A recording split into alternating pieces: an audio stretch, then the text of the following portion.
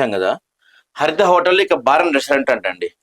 ఆధ్యాత్మిక ప్రదేశాల్లో ఉన్న వాటికి మినహాయింపు, నష్టాల నుంచి బయటపడటం, ఆదాయం సమకూర్చుకోవడమే లక్ష్యం.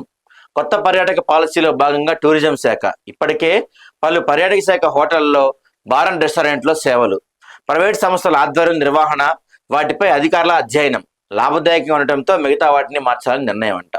హరిత హోటల్ అని ఇక బార్ అండ్ రెస్టారెంట్గా మార్చేస్తారంట. దానివల్ల మరి ఆ ఆధ్యాత్మిక కేంద్రాల్లో మార్చామని చెప్తున్నారు, కానీ చూడాలి మరి. ఇదిగో ఇట్లుంటాయి హరిత హోటళ్ళు. నష్టాల నుంచి బయటపడాలంటే ఇంకెంతేనా, బార్ అండ్ రెస్టారెంట్ చేయడం తప్పదా? లక్ష్యం. ఇంక నష్టాల నుంచి బయటపడాలంటే దీన్ని కొంచెం డెవలప్ చేసి, నీట్ గా బాగు చేసి, ప్రజలు వచ్చేట్టుగా అట్రాక్ట్ చేసి పెట్టచ్చు కదా. ఇప్పుడు ఏ ప్రాంతానికి వెళ్ళినా మనకి హోటల్స్ కంపల్సరీ నడుస్తున్నాయి. ఓయో రూమ్లు లేకపోతే మిగతాయి బాగా నడుస్తున్నాయి. ఇప్పుడు మీరు ఎందుకు నడవడం లేదంటే మీ ఫెయిల్యూర్, మెయింటెనెన్స్ ఉండదు. అక్కడ గలీజ్గా ఉంటాయి హరిత హోటల్. ఏడాకి వెళ్ళినా సరే గలీజ్ పాడైతే అవి ఎవడొస్తాడు వాటికి? పర్యాటక ప్రాంతాల్లో విడిది భోజన సదుపాయాల కోసం పర్యాటక శాఖ ఏర్పాటు చేసిన హరిత హోటల్ ఇకపై బార్ అండ్ రెస్టారెంట్ గా మారిపోనున్నాయి. రాష్ట్ర ప్రభుత్వ ప్రతిపాదన నూతన టూరిజం పాలసీలో భాగంగా అన్ని వర్గాలకు అందుబాటులో ఉంచడం, నష్టాల్లో ఉన్న హోటళ్లను లాభదాయకంగా మార్చడం కోసం పర్యాటక శాఖ ఈ నిర్ణయం తీసుకున్నట్టు తెలుస్తుంది. దీనితో ప్రభుత్వ ఖజానాకు మరింత ఆదాయం సమకూర్చుకునే అవకాశం కూడా ఉంటుందని అధికారులు ప్రభుత్వాన్ని నివేదించినట్టు సమాచారం. ప్రముఖ ఆధ్యాత్మిక క్షేత్రాల్లో ఉన్నవి మినహా మిగతా ప్రాంతాల్లోని దాదాపు అన్ని హరిత హోటళ్లు త్వరలోనే మద్యం, మాంస సరఫరా కేంద్రాలుగా మారిపోనున్నాయి. కోట్లాది రూపాయల ఖర్చుతో నిర్మించిన హరిత హోటళ్లకు ఆశించిన స్థాయిలో డిమాండ్ ఉండడం లేదు. వారాంతాలు, పండుగలు, ఇతర సెలవు రోజులు, ప్రత్యేక సందర్భాల్లో మినహా సాధారణ రోజుల్లో హరిత హోటల్ వెలవెలబోతున్నాయి. దీంతో వాటి నిర్వహణ పర్యాటక సంస్థకు భారంగా మారింది. ఈ క్రమంలోనే ప్రైవేట్ సంస్థకులు లీజ్ రూపంలో ఇతర మార్గాల ద్వారా అప్పగిస్తే ఇటు నిర్వహణ నష్టాల నుంచి బయటపడటంతో పాటు అదనంగా ఆదాయం సమకూరుతుందని పర్యాటక శాఖ అధికారులు ఆలోచనకు వచ్చారు.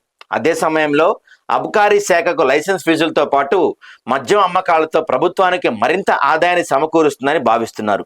ఈ మేరకు ప్రభుత్వానికి నివేదిక సమర్పించినట్టు సమాచారం. ఇప్పటికే ఇచ్చిన వాటిపై అధ్యయనం చేస్తున్నారు. ఇప్పటికే ప్రైవేట్ వాటికి ఇచ్చారంట కొన్ని.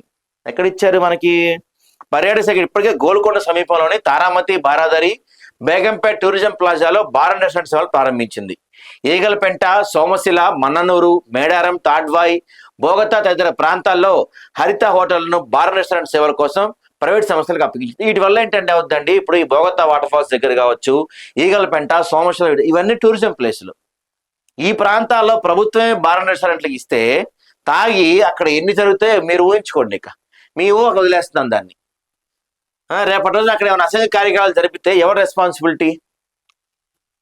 ఈ క్రమంలో నాగార్జున సాగర్లోని హరిత రెస్టారెంట్, నిజామాబాద్లోని హరిత ఇందూరిన్, లక్నవరం, రామప్ప, వికారాబాద్, అనంతగిరి, జగిత్యాల జిల్లా కొండగట్టు, మంచిర్యాల జిల్లా జన్నారం, నాగర్ కర్నూలు జిల్లా శ్రీరంగపురం, మహబూబ్నగర్ కోయలకొండ, అలంపురంలోని హరిత రెస్టారెంట్లు, ప్రజ్ఞాపూర్లోని హరిత హోటల్, సంగారెడ్డి జిల్లా జహీరాబాద్, ఖమ్మం జిల్లా వైరా, వనపర్తి జిల్లా బీచ్పల్లిలోని వేసైడ్ ఎమ్యూనిటీస్ తదితర చోట్ల బార్ అండ్ రెస్టారెంట్ నిర్వహణకు అనుమతించేందుకు పర్యాటక సంస్థ అధికారులు సన్నాహాలు చేస్తున్నారంట.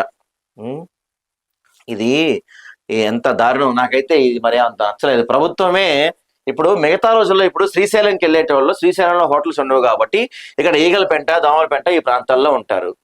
మరి రేపటి రోజున వాళ్ళు ఎట్టుండాలి? దాని మీద దృష్టి పట్టించారు కదా. ఇంకా వాళ్ళు ఎట్టుండాలి? రేపటి రోజున బోగతా వాటర్ ఫాల్స్ కి వెళ్ళేది ఎవరు? పర్టికులర్ గా ఫ్యామిలీస్ వెళ్తాయి. అక్కడ రామప్ప కాడ కూడా ఫ్యామిలీస్ వెళ్తాయి. సరే, మీరు చెప్పినట్టు వీకెండ్స్ లో తప్ప మిగతా రోజుల్లో జనం ఉండరని అనుకుందాం. అప్పుడు మీరు ఆ పని చేయండి. వీకెండ్స్ లో, హాలిడేస్ అప్పుడు వాటిని బార్ అండ్ రెస్టారెంట్ క్లోజ్ చేసి ఓన్లీ హోటల్స్ పెడతామని చెప్పండి. ఇది నిజంగా పనికి మాలిన చర్యలే కనపడుతుంది నాకైతే. దీనివల్ల నష్టాలే కదా తప్ప లాభాలు, ఇప్పుడు అంత లాభాలు కావాలంటే మొత్తానికి అమ్మేసేయచ్చుగా మీరు వాటిని. హోటల్స్ ని మేము నడపలేము, చేత కావట్లేదు అని చెప్పి మీరు వాటిని బార్ రెస్టారెంట్కో లేకపోతే ఎవరికో ప్రైవేట్ వాళ్ళకి అమ్మేసేసుకోవచ్చుగా. అమ్ముకోవడం అలవాటే కదా మీ కాంగ్రెస్ పార్టీకి.